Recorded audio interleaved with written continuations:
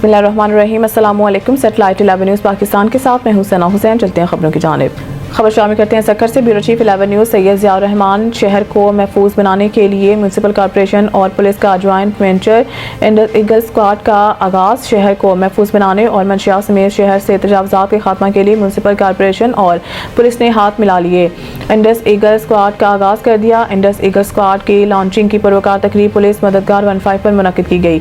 तकरीब में रुकन कौमी असम्बली सैयद खुर्शीद अहमद शाह MNA नुमान इस्लाम शेख के मेहमान खुसूसी के तौर पर शिरकत की।